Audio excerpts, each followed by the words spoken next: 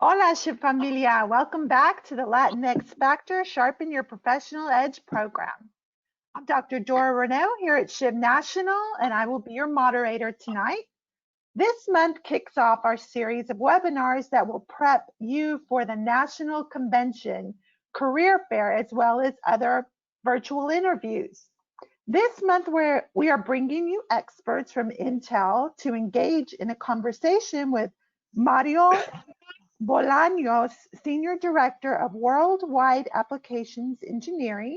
Mario will provide a glimpse into his career journey, the importance of pursuing a graduate degree, best practices for identifying and securing grade level research, and insight into Intel's scholarship opportunities, and so much more.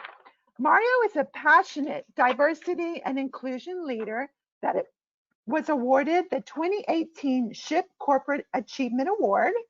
He is a SHPE Intel Chapter Advisory Board member and has been awarded 10 US patents. Mario holds an EMBA from the University of Texas at Dallas and BSEE and a BSBA degrees from Universidad Centro Americana, El Salvador. We also have Lisa Smith, manager of the Intel Scholar Programs. So happy to have you two join us today. So Mario and Lisa, welcome. How are you tonight? Hola, SHPE family. How are you guys doing? Thanks a lot for having me here with you tonight. Hopefully, we're going to have a pretty good exchange.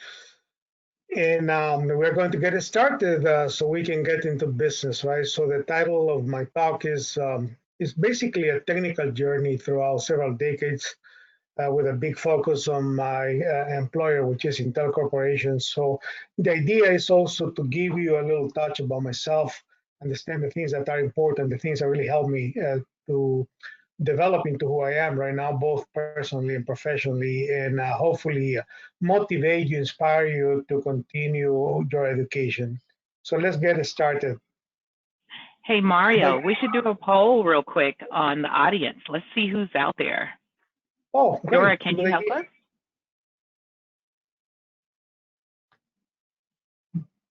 So if the students, attendees, if you could go ahead and make your selection at this time.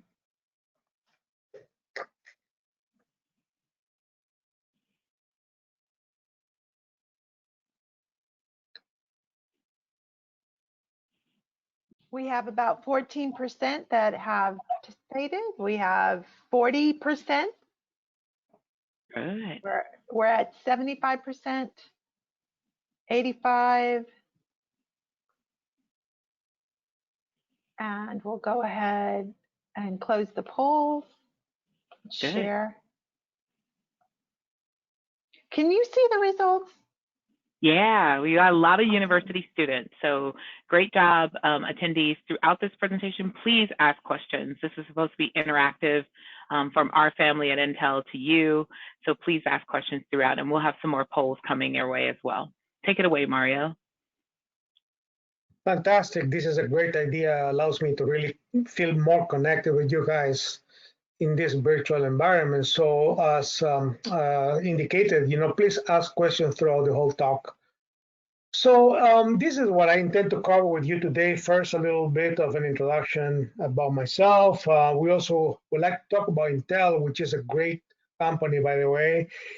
And we are going to spend quite a bit of time talking about the importance of continuing your education, and then get into some of the things that are probably in your mind right now. What can you do? Some tips about representing yourself. Where can we find inspiration and understanding, appreciating what are those precious resources that are available, right? And start using them. And then we're going to get into some interesting announcements, right? Some scholarship opportunities, including the Intel Chapter scholarship, and the importance of staying connected. Finally, we have some closing remarks. And as I said, I encourage you to make this interactive so we can really get to know each other a bit more. Hey, so who is Mario? Who is this guy talking to you? Let's just start with my roots. As you heard earlier, I am from El Salvador, and I moved to US in '86. Unfortunately, I had to flee the country because of civil war unrest. Couldn't live there anymore, and I made my roots here in U.S. in Texas. In reality, I consider myself a citizen of the world. As you will hear later, I live in many different countries. Anyway, a few things about myself. The life lesson, if there is one thing I would like to share with you, is that I learned over the years that time is the most important thing. And it is the most important thing because it is the only thing that you will never recover. So don't waste it. Fully utilize it, focus on it. Clearly, I would not be here if I don't talk about my family, my parents, right? Because they left the legacy of who I am right now, my foundation, starting with the focus on education. Both of my parents were high school teachers and they believe in education.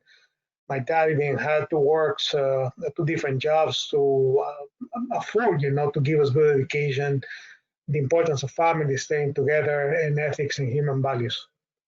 Some of the habits, what you see there on the picture, the whole family has one thing in common. We all are smiling, and this is something that I do every day. I smile. I am a happy person.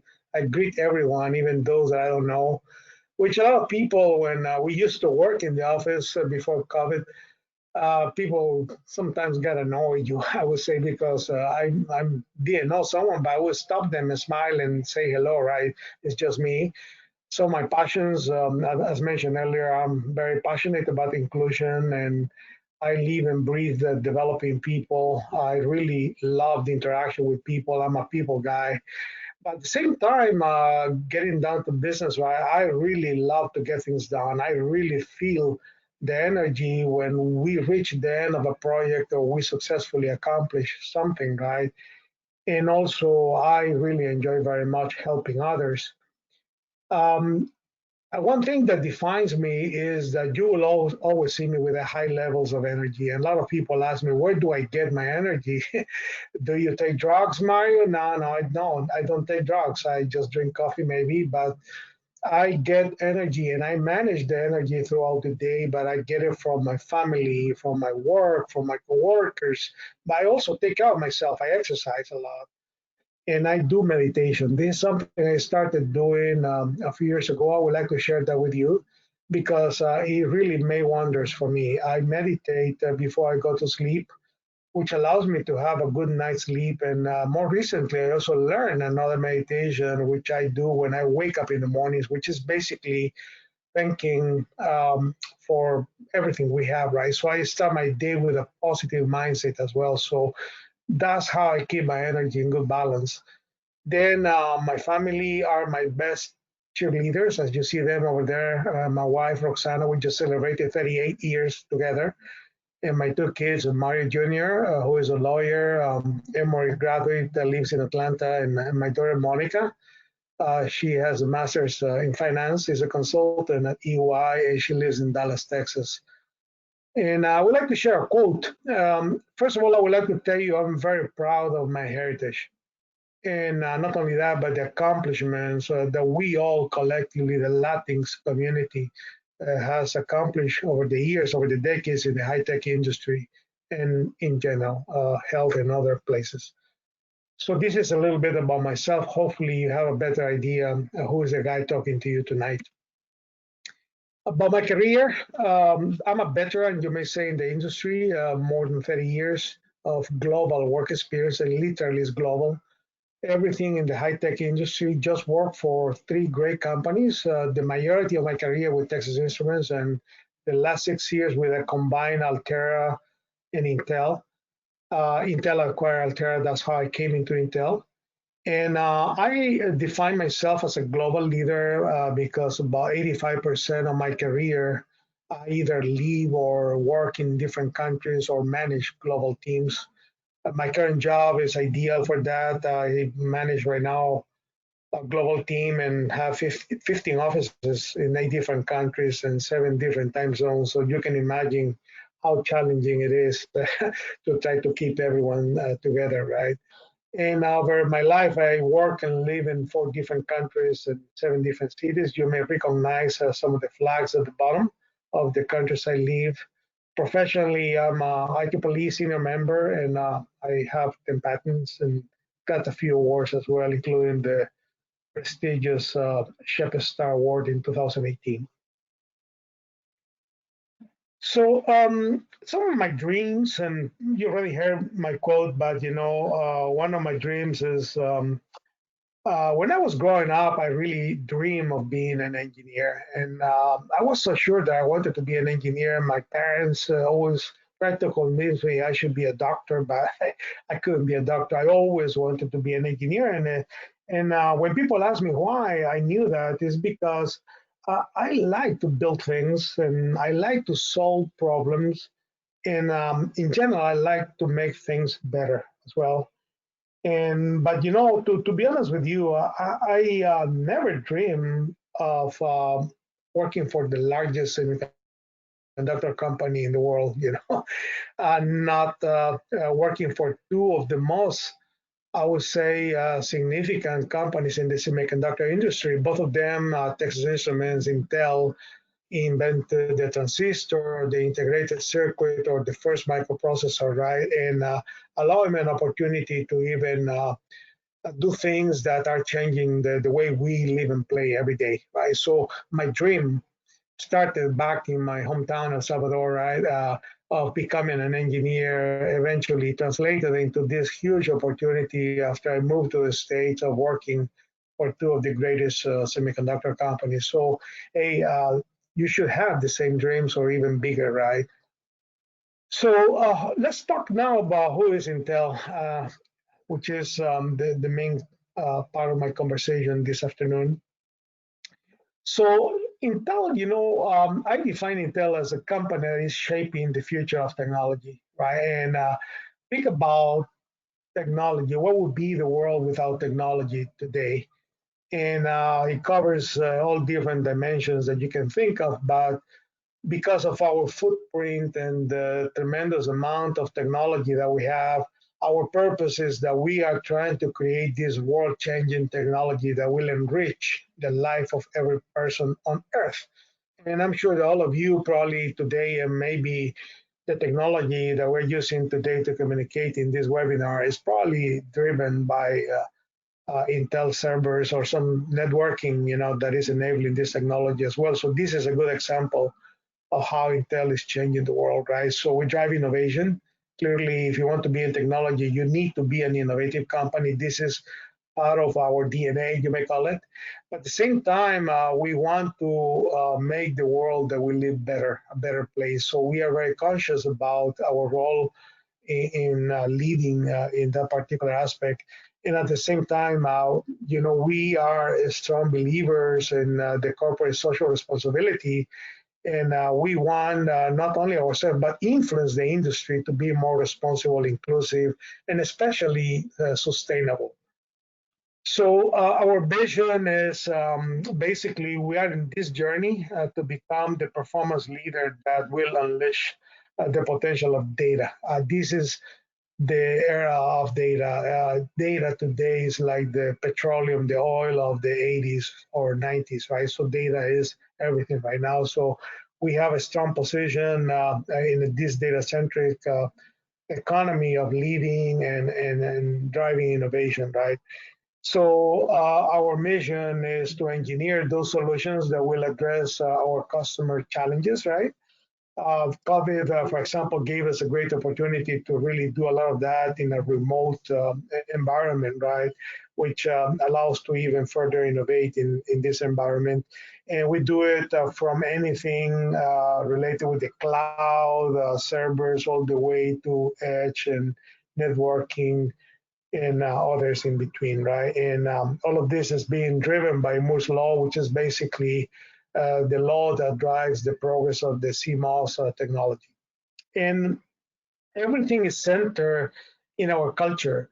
We couldn't be what we are, or we will never be what we aspire to be unless we really have strong values. And you can see in the middle what is our culture. And everything is based on the foundation of inclusion, trust, and transparency. But we also want to create a culture of fearlessness as well as a great focus on quality and being customer obsessed. giving a good experience to our customers when they use our products.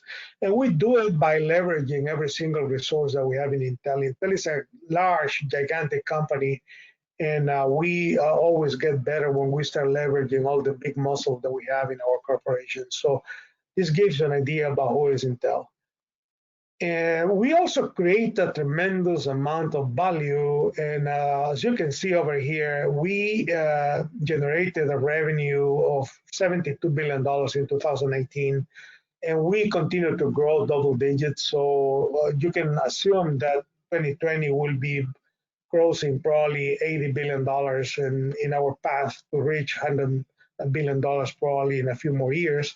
We employ a lot of people, more than 110,000 employees, and we are a truly global company with a footprint in 46 different countries. And we, being innovators and being a leader in high tech, we invest heavily in R&D. So last year, we invested $13 billion just in our research and development initiatives. So as you can imagine, we are very rich in resources in the way we spend our money. And as I mentioned, we create value, not only the financial business value, but at the same time, we create value in the planet that we exist in our communities as well. And we do it through a lot of focus on corporate social responsibility, right? Wherein we not only have very amazing goals wherein we are aspired to achieve certain parity, diversity goals in our organization. And this is at all levels, from the boardroom all the way up to anywhere in our operations. Very ambitious goals. By the way, we are so transparent that this documentation, these reports are publicly available. We disclose them every May. And our company is so great in terms of disclosing this information. We even disclose our demographics, our headcount, depending on different ethnic groups or diversity and minorities, as well as the different ranks within the organization. So it's a great testimonial of our strong commitment to becoming a corporate social responsible company. And not only that, but influencing the industry as well. We pull others with us. And as I said, the foundation of our culture is inclusion, right? All the other values and pillars basically are connected by our focus on inclusion. And the way we define it is we tell our employees that inclusion starts with the first hello that everyone gets when they come. And the idea is that we would like to value the unique perspective of every individual, right? And we are problem solvers.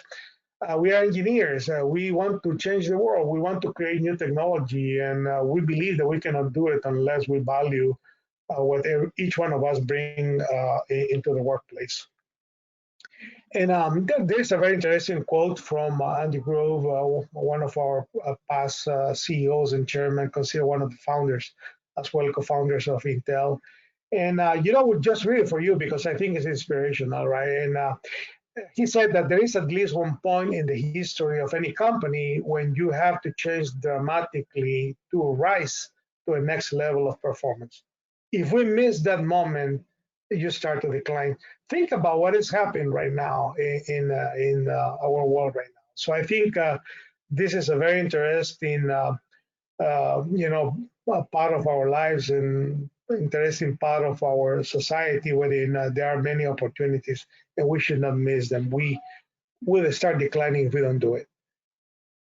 So I'm changing subjects a little bit. Now I'm going to talk about a few things that I would like to share with you, some coaching tips, you may call it, or certain things I want you to make some reflections. And I will start by talking about the importance of continued education. It's not just enough to get your bachelor's degree. That's important. But I think what I'm trying to communicate to you is please pursue your graduate school degree. It's going to make a big difference in the rest of your professional career. First of all, why this is important. The employment market is very competitive. You have no idea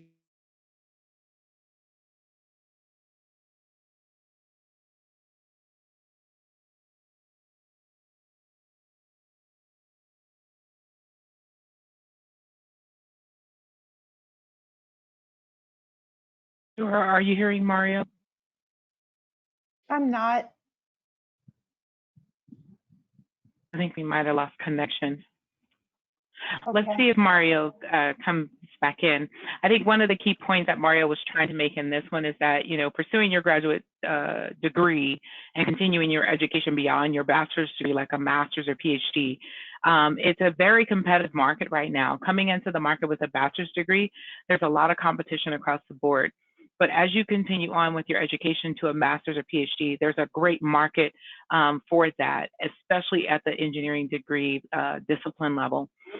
Increasing your education does provide a more plethora of opportunities that you may have as it relates to jobs. This industry in technology is extremely strong, and even within, you know, the industry as a whole, there is a need for a higher education because of the complexity of technology and how it's evolving and helping with social responsibility, as well as new emerging engineering fields and areas as to come. You know, focus on a specialization. This creates an expertise for you, right? You get to go and do research at the master's and PhD level in a specific field or area. If you're studying right now electrical engineering and you want to go and do a master's or PhD in it, there's so many paths in electrical engineering. You could take the path of doing devices at the device level, or you can do power at the medium power level, which is more of the facility power coming to the facility and being dispersed evenly across the facility itself. So there's a variations of technology and research and deep dives that you can do when you start to go into a profession that's at the master's and PhD level as well. I think Mario's trying to come back online. The other part is about your leadership, you know, at the graduate level. When you start producing and publishing papers on your technology in regards to your education, when you know, for a lot of professors, they tell you to publish and perish, or publish or perish.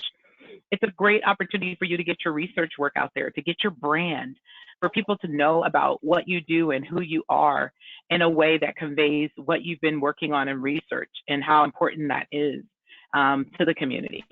And so it's just another way of you being branded and recognized for your work.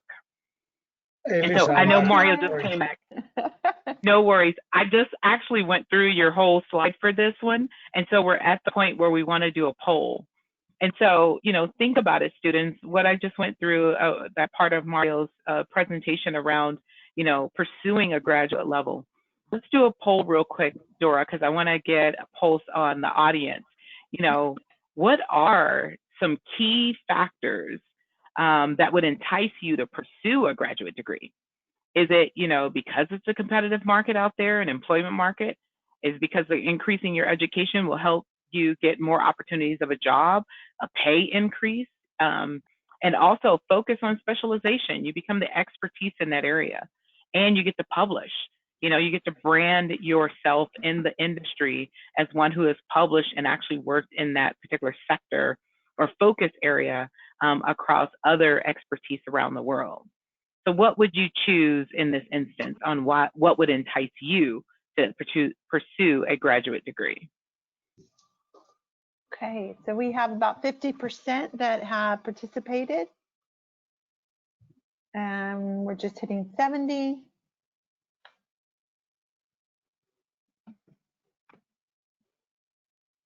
Give them a couple more seconds.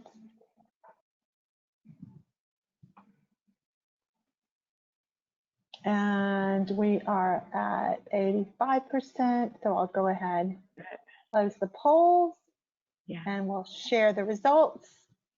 Oh, look at that, Mario.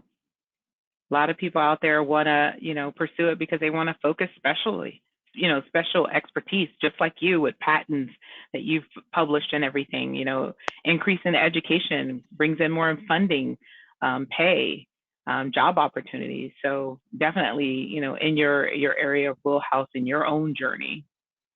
So yeah, I'll turn it back over to you, Mario. Okay, let me see. I have to share my screen, I guess, again. No, it's can you see the slides? Okay, you can see the slides. Okay, so Okay, so you covered this slide, right? So let's get into the next one. Oh, and you know, this is an example of what we do at Intel. Did you cover this, Liz, as well? Nope. Oh, Hello? no, I didn't cover this one. Oh, no, I didn't cover the part about the research and stuff. Yeah, so this gives you an idea of the amount of resources that that we use in Intel. Basically, globally, we have more than 700 researchers. They are working on the most advanced pathfinding kind of technologies that you can think of. You name it, you know. Now you see drones, right? But 5-6 years ago, that was an example of an area that we were working on Intel labs. A lot of the work that goes into autonomous driving, by the way, the algorithms that drive the different functions that are required to make them work. We're working on that. We're working artificial intelligence and machine learning, deep learning, you name it. So there's so many different fields that we're working on. We employ more than 500 PhDs worldwide, and we cover almost every single engineering discipline that you can think of. I didn't realize that we have more than 30, but I think now this is the area of specialization, and every year there are a few new disciplines. We also play a big role in the industry because we have key people, key technologies that are in leadership positions in the different standard contributions. As you know, in technology, standards are very important in order to commercialize the technology, and we continue to generate more than 500 patents per year. So we have a tremendous patent portfolio. So this is what you get, when you come into the industry, right? And a company like Intel. So let's continue this, right? And I'm glad to hear to the poll that a lot of you are interested in pursuing graduate level education, right? So securing the graduate level research is a similar important. So let's talk about that. Some tips, that hopefully that you will find them useful. First of all, start thinking about what are the top 3 research focus areas. So even if it is 1 or 2, it's even better, right? But no more than 3. Don't try to really boil the ocean because then you will be lost, right? But trying to really cover too much. What are the things that really motivate you, that really you are passionate about research? And focus on those, right? Then after that, it will be easier for you to pick the schools that focus on that area. There are schools that specialize heavily in certain areas that are the best in the world, as a matter of fact, and try to really tie up, the research focus with the schools that offer that. Then start really getting prepared to have your purposes state, why you're interested in that, because these are the type of questions that people will be asking you, because you will be competing for research grants, that will allow you to get into these schools, right? And then build your network with faculty, grad students, and start connecting with them, because they are the ones that eventually will sponsor you. And start investigating what are the funding opportunities early. There are many, by the way, and you need to start really, finding all of that early because this will allow you to have an early start as well. And as always, you need to start early in the application process, especially for graduate school. It's always very challenging. And finally, you have a new opportunity, which is you can leverage the Intel Chapter Scholar opportunities. I'm going to talk about that at the end. But this one of the highlights that we have with our chef family, right, within Intel is very committed to support people like yourself on the call today or tonight that want to really pursue graduate level education. So all things that some of you are probably aware, familiar, but it never hurts to talk about this, because as you are trying to represent yourself and trying to get others to get to know you professionally, the first thing that we look at is the resume. So there are basic advice over here, but you have no idea how many resumes I get that don't even have some of these important basic things. So I'm sharing this with you. Your contact information is very important. Otherwise, how do we get to talk to you, right? clear objective. Don't try to really be too fancy with the work, but it has to be very clear, specific about what you want to accomplish, right? Talk about your education. This is part of what you are, right? Talk about the skills. Talk about not only the hard skills that you learn either through your school or works or internships or what have you, but talk about your soft skills as well. They are equally important. And then talk to us about your projects, work, and if you have done any research in any of your academic work or internships, include that as well. And if you have publications, it's even better. It looks very good in the resume.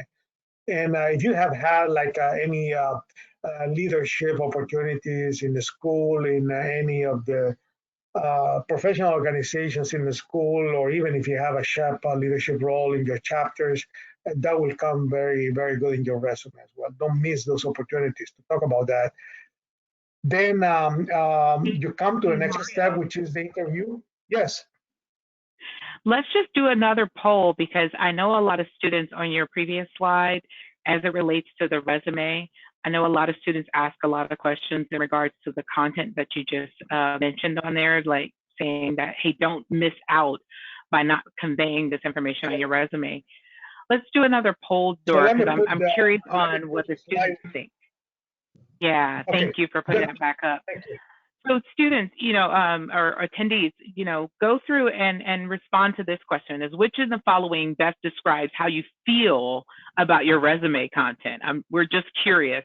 Does your resume say, my resume does not represent me well? Does your resume somewhat represent you well? Or does it truly represent who you are and what experiences and skills that you have? To someone just reading your resume and not necessarily having the opportunity to meet you in person so that you can convey that verbally.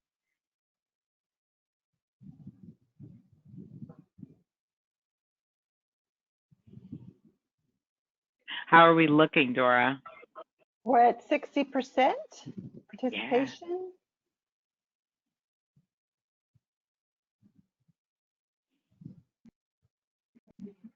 And we're at 80, so we'll go ahead and close the poll, share it. Yeah. So 62%. That is awesome. I'm glad you guys have great resumes that really convey who you are and what what skills and experiences you've been through on applying your theoretical knowledge into real application and real life solutions. So great job, team. For those that are in that somewhat, definitely take at heart what Mario has shared with you on the key content that needs to go on your resume as you go back and kind of revisit what are some of the things that are on there now. Sorry, Mario, go ahead. I just thought it was interesting. So I said, after the resume, you are invited to come for an interview. So it's important that we share some tips of what are the things that we I think are important for you to prepare before you come to the interview, right? So obviously research about the company. If you come to an interview and you have no idea who we are and so on, you are not giving yourself a chance to really interact with the people that will be interviewing you. So understand a little bit about the company, some general information. Then it's important that you come prepared to tell us about yourself by laying out from your resume and your own experience, right? What is your knowledge? What are the skills and experiences that you want others to know as we are interviewing you, right? So it's very important that you tell us the story. Yeah, one thing is reading the resume, but then you need to come prepared to talk about it, and probably go into the next layer of details. Then in order to do that, prepare or identify what are some of the key stories that you want to share when we are interviewing you, right? We're going to be asking you questions. We're going to be asking you, please tell us about this and that. How did you handle this situation? Or tell us about this particular project that you are talking about. Or how did you learn these skills, right? So you need to come prepared with your story. This is where many people fail, to be honest with you. They could probably have an impressive resume, but they fail to communicate with their own words, the stories that better define, their expertise. And just come prepared to tell us about the areas of improvement and the actions that you're taking to address. By the way, this is one of the things that I do in the interviews. In many instances, I use this as the tiebreaker when I find two strong candidates. I think it's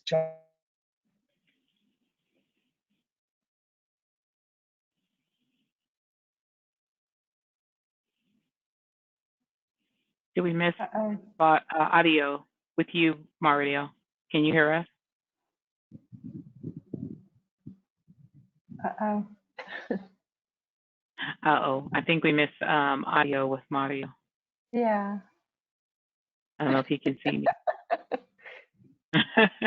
I'm like hand signaling. Yeah. So one of the things I know that Mario is very strong on when he's interviewing different candidates. Oh, Mario, we lost you for a second. We lost you at the part when you were explaining how when you're doing interviews and a person comes in and you try to do the tiebreaker of kind of understanding a little bit more of areas of improvement. So if you can start there. Yeah, very sorry, guys. I don't know what's going on with the bandwidth here. But anyway, I was telling you that I normally use this as a tiebreaker when I have a couple of candidates that are very similar, that they have done well during the interview, because I think it's a defining character kind of situation wherein someone can clearly articulate the areas of improvement, perhaps areas that need some work, and they can talk about it, but more importantly, that they are taking action, right? That they are really working on it. And, I normally give a plus to people. So just be prepared. Maybe just me, but this is probably something that others are doing as well. Yeah, and I wonder, Mario, if this audience, in regards to the interview questions that you just kind of said and how to prepare for that, Dora, let's do another quick little poll, because I'm curious on, which of the following best kind of describes how you feel about your interviewing skills. We talked about your resume, and if you feel your resume is great, how are you doing ultimately in the interview? Because I know sometimes students say, hey, I do well, and sometimes I don't. So if you guys could do a quick poll with us and kind of help us understand, how do you feel about what best describes how you feel about your interviewing skills? I do not feel prepared. I do not feel, I performed well during the interview. You're somewhat prepared and you're somewhat feeling that you performed in the interview, or you feel confident that you did well and you prepared well for your interviews.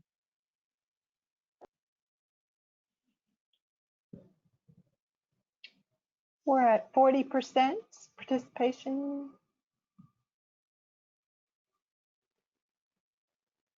Just jumped up to 70%. Great, thanks everyone.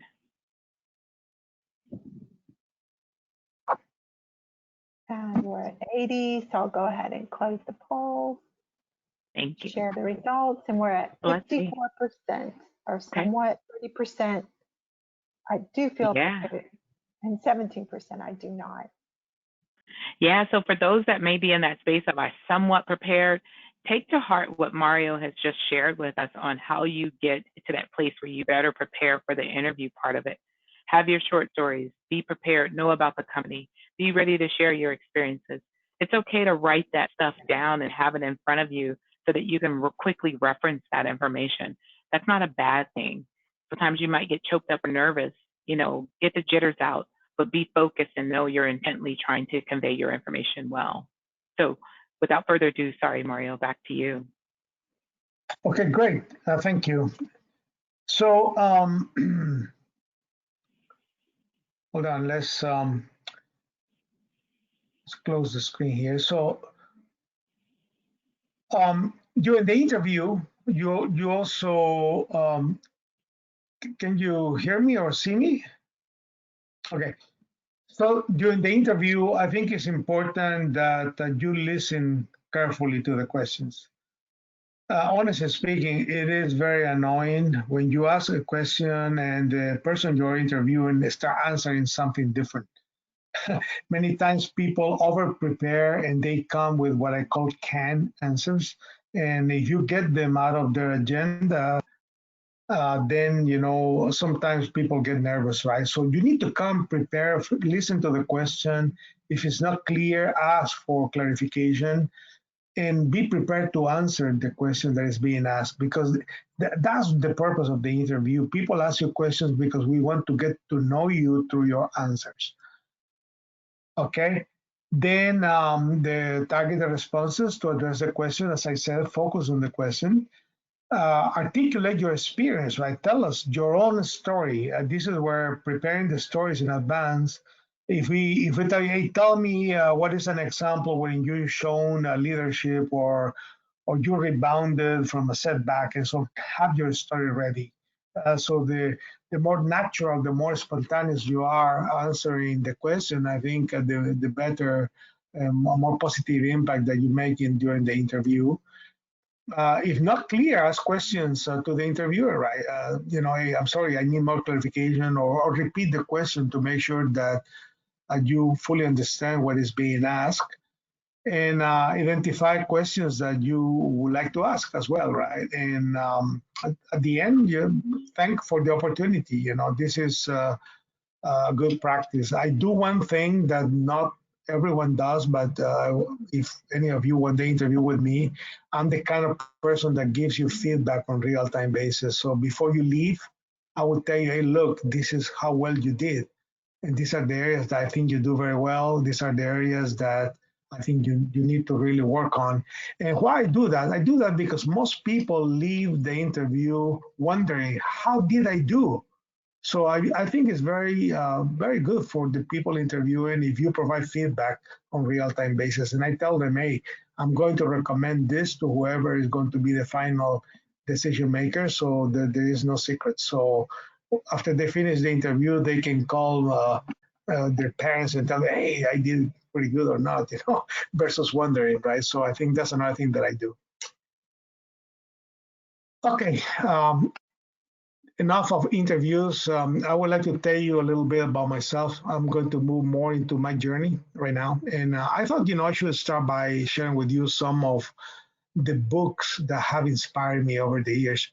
And they're kind of listed in a pseudo sequential order, I would say, and it would take a long, long time to explain the learnings from each one of the books, but I'm going to tell you a little bit about some of them. The first one that I'm listing there is a classic, is In Search of Excellence by Tom Peters. And I think it was the first book that was based on extensive corporate research that eventually created a model for, at that time was defined as what excellence meant in the corporate world. So I think it was a good blueprint if you want to really to build great organizations. Helped me a lot as I started to become a manager during those days. And then the next one, The Magic of Thinking Big, that was a real transforming, a real breakthrough for me. And by the way, it's a very small book. It's very easy to read, but that book is the one that allowed me to move from being a typical hardcore technical tactical engineer into becoming more of a strategic thinker, right? A little bit just like the name of the book, Thinking Big, right, which is the core of a strategy. And this was very important for me as I was growing up into the management ranks. Then I spent quite a bit of my life living in Southeast Asia, 12 years to be exact. So Lee Kuan Yew, the Singapore story, right? Lee Kuan Yew is the founder of Singapore. Some of you may be familiar with him. Some of you never heard of him. But to me, he's one of the most inspiring global leaders that I ever had a chance to really get familiar with or see the output of his contributions, right? He basically move Singapore from being a small, tiny island with no natural resources into one of the most successful and booming economies in the whole world, right? So he did this with a fantastic, strong, disciplined leadership. So it's a great book, has a historical, by the way, there are many other books, but this is the first one that he published. And I would like to share that with you. Then Ellie Goldratt, famous theory of constraints and QN theory is known as well. For those of you studying industrial engineering or getting into operations management kind of things, this is a great book. Describes a very complex high mathematics type of theory, which is the theory of constraints, into a novel type of a very educational book. And I found it very good as I was working in operations during those days. Work class, written by Rosabeth Moth-Kanter from Harvard, famous professor. Anyway, I will not go one by one because it will take a long time. But anyway, the key message here is find your inspiration, read, educate yourself. If you don't like to read, find inspiration from other people that have done it or people that have done great things, right? It's always so much to learn from others, and I'm just sharing with you my own personal journey on this. The other thing that I would like to share with you, which is important to find your own inspiration, define your own core, is you have to define your core values early in your life. I assume by now most of you have already your core values identified. If you haven't, think about it. You have to really do reflections. And in my case, the core values that created the foundation for everything that I am today, those are core values that I learned in my family as I was growing up. And they are listed here: respect, integrity, ethics, and honesty. So this is my core. Over the years, I added a few more, the value of time, then the value of energy. And this is a holistic view of energy, not just physical energy, but mental energy as well. I'm going to talk about this in the next few slides. And finally, throughout my whole journey, of the journey of my whole life, I also develop another value, which is resilience, right? Which right now in today's environment, is very, very useful, right? Who will have imagined that we are going to be living what we're living today? And resilience is basically the ability to adapt and the courage to come back anytime that you find challenges or difficult situations, right? So I think if you want to know about Mario, this is who Mario is, right? Define more in my core values. People that know me well, they can relate to this. So let's talk about some of them. The first one I said, hey, time is our most precious resource. And I was lucky that early in my life, in my, beginning of my college career, I guess late teens or what have you was, I learned that the most important thing in life is time. And a lot of people ask me why you say that. There are so many other things that are more important. Well, my answer is probably pragmatic. But for me, time is the only thing that you don't recover.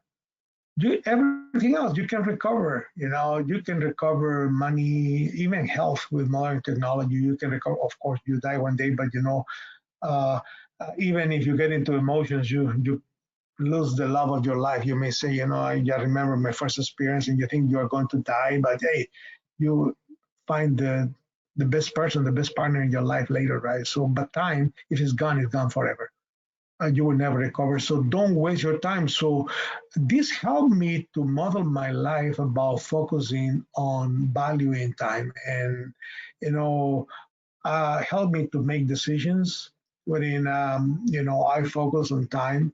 I use it in my college career, in my professional career, and I use it also in my personal life and my relationships.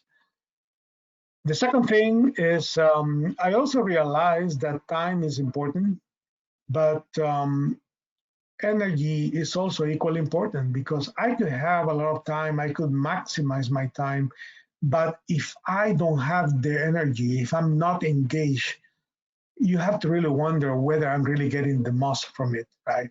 So energy comes immediately after time. So you need to really manage your energy. And as I said, this is a holistic view. It's not just your physical energy, but also your emotional energy is something you need to manage, as well as your mental energy. So a lot of people lost that ability, by the way, of managing the three of them in a holistic manner. Late in my life, I learned about meditation, as I told you, and I'm a strong proponent. I talk about it. I In some of my keynote speeches, I talk about it, and sometimes people find very strange to have an engineer in high tech talking about meditation, right? But this is something I strongly believe and encourage you to try. If you don't want to meditate, at least learn breathing techniques. That there are ways to really give you micro energy moments within the day. You also can recharge. But more importantly, find the sources of energy, right? In my case, I told you, it's my family. So I need to have my quality time with my family within we enjoy a nice dinner, or we spend quality time communicating or doing things together, right? So you need to find those sources and make sure that you recharge when it's time to really rest, have a good sleep, a good rest, or when it's time to have a break, go and do it. Micro breaks during the day help you a lot. When it's time to really switch off, do it as well, right? So I switch off basically 1 hour before I go to sleep. I don't even think about anything related with work, so my mind is clear when I go to sleep. Finally, and I would like to really start talking about the lifelong learning as a precious resource as well, because we sometimes don't realize, and some of you which are starting your life, your career, may not really appreciate this, but take this as an advice, make reflections, because lifelong learning is the most precious learning experience that you could have. Albert Einstein used to say, hey, once you stop learning, that's the moment you start dying, right? So think about this, how powerful it is. This means that even your last breath, you are still learning, right? So leverage that, because some of the life best lessons are learned at the worst times. So not everything is a winning story. Not everything is success. Many times we have a setback. Some of us have had difficult lives. In my case, I had to flee the country because of war. You probably have your own story, right? But life is where you get to learn from those setbacks and difficult situations, right? That eventually lead into what I explained earlier, resilience, which is the ability to adapt, the courage to come back, and the ability to stay calm and make important decisions despite perhaps being in the middle of a crisis. So time, energy, resilience, on top of a strong family values foundation, I think is what defines who I am. So I wanted to share this with you, perhaps so you can get some ideas, perhaps some inspiration, or perhaps you can share with me later on when we have Q&A, some of your own experiences. Okay, let's talk about something exciting. And this is the Intel Chapter scholarship opportunities, right? We are very committed to SHPE. We have a strong relationship, a strong partnership that we have had over the years. We have our own Intel chapter, which is a testimonial of our partnership with SHPE. And we made a commitment to, I think, what is it? I don't remember the exact amount, but it's a significant amount of dollars, thousands of dollars that we have committed to support scholarship opportunities. And some of the requirements are listed here. Obviously, you have to be a U.S. citizen, have to be enrolled full-time. And we want you to pursue bachelor's, master's, or doctoral degree. We support the 3 levels. But we want you to really focus on specific areas of interest to us: computer science, computer engineering, or EE. And we want you to really get good grades as well. And we would like for you to be a SHPE member if you are not, okay? So some dates, take note, guys. The application will open in February. So you have a good time to think about this and start looking at those research themes that you want to focus, and start finding the 5 schools that support those support areas, and start really networking with faculty and researchers in those areas, and be ready to submit your application, right? Because it's going to close in April 30th, and I'm sure we're going to get lots of applications, and don't miss the opportunity. We are going to notify July 1st who are the recipients, right? So if you have more questions on this, we will provide some resources in the next slide. You can connect with us the SHPE National Convention, even though it's virtual, please don't miss to participate. We are going to be there. Just like if we were there physically, we're going to have a strong presence, just like previous years. And we encourage to come over there. We always get great participation during the national convention, and we hire quite a bit of our new employees, new engineers at the convention. So we are hiring right now. Some of you may be interested to hire, whether it's internships or full-time. So coming to Jobs at Intel website, you can look at the different options, the different alternatives. So, we are hiring, so we always would like to welcome you over there. And also, we would like to encourage you to join the Intel College recruiting team. We have a student lounge wherein, you are going to be connecting with us, talking to us, and networking with us even ahead of others. Okay, so don't miss these opportunities. And this is my last slide, and probably wouldn't have much time for Q&A, but I would like to, close with a couple of quotes. The first one is from our former CEO, Bob Noyes. And I would like to read it to you because I think it's also very inspirational, right? And he basically said optimism is an essential ingredient of innovation. How else, he said, can the individual welcome change over security, adventure, or staying in safe places? This defines very clearly the mind of an engineer, of a true engineer, right? So Robert Noyes, or Bob Noyes, our founder, said this, and I would like to also close with one of my favorite authors and famous human beings and role model, one of our very own Latinx, Gabriel Garcia Marquez, which you probably know well. And he said that it is not true that people stop pursuing dreams because they grow old. They grow old because they stop pursuing dreams. So it's another way of quoting what Albert Einstein said, right? So think about these two quotes, guys, and it was a real pleasure talking to you. Hopefully I help you in your journey. And if we have time for a few questions, I'll be very happy to answer them. If not, you can reach out. I think my personal information is available, right? I already got a bunch of LinkedIn invitations, which is good. I'm glad to see that some people are already networking, right? So, but I will stop here and would like to thank you for your participation, and hopefully you got some good tips and advice and some ideas about what to do next in your professional journey. Okay, thank you. Back to you, Dora and Lisa. Great job, Mario. Thank you.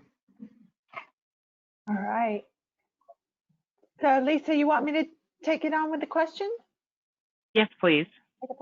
Okay, so the first question comes from Juan Muller, and he's asking, does Intel offer opportunities for a sponsored master's degree while working? We do have an internal program. We do have an internal program as an employee. We have a return to school program to where you could still be a full-time employee and return for a higher education. And so we do have those features within the company as a full-time employee. Okay, so thank you for that. We have a Mario, if you could stop sharing, but keep going. We have one from Sofia Murillo, and she's asking that she noticed on the example resume, some IDEs were mentioned as skills. Should we put IDEs that we have experience with on our resumes, like Eclipse, NetBeans, Visual Studio? Yeah, the Microsoft Office type of applications, I think that's just standard. I think we want to know more of how did you apply the theoretical knowledge that you received from your education. So whether that's, hey, I've worked in HVAC systems, I've worked on this type of software, this type of hardware. I think describing those pieces will be more helpful than describing how to use Excel or Microsoft Office, those type of applications. Okay.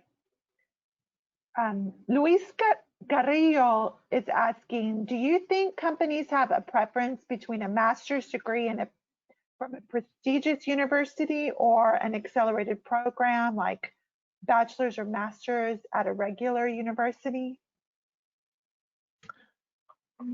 You want me to take that, Lisa? Yes, go ahead. I would say the general answer would be no. I think, at least I'm speaking on my behalf. I'm speaking on behalf of the inclusive hiring practices that we use. The Intel, by the way, I didn't talk about that, but we have very, I would say, structured inclusive hiring practices. We try to be very blind, and yeah, the institution is important, but what is more important to us is the individual, right? So, I mean, obviously, if you don't have the credentials, the skills, or if you can really, if you cannot tell the story, then that's a non-starter, right? So the other stuff is probably secondary or tertiary sometimes. So I think the answer is no. I think, yeah, sometimes more prestigious. What is a prestigious university? I mean, look at the name of my school, right? Universidad Centro Americana, Salvador. Who knows about that here, right?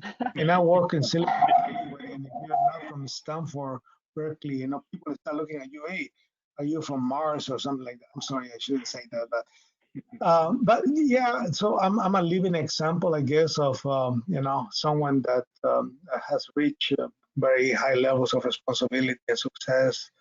And I don't have one of those fancy school names attached to my resume. Right? So I would say great companies like Intel focus more on the individual and what you can bring to us professionally as well as a person, right? More than what is the name of the institution. Yeah. Hopefully that helps. Yes. So our last question is from Federico Cifuentes, and he is wondering where can he get more information on the Intel's graduate fellowships? Oh, if you go out to intel.com/scholarships, and you can see all of the scholarships that we have to offer, everything from our SHPE partnership and scholarships, but also our GEM scholarships that are for master's and PhD. We also partner with other organizations as well, like Semiconductor Research Corporation, the ACM for SIG HPC, which is high performance computing. And so you can go check out any of those on our website, intel.com/scholarships. Okay. Well, there you go, SHPE Familia. Join me in thanking Mario and Lisa.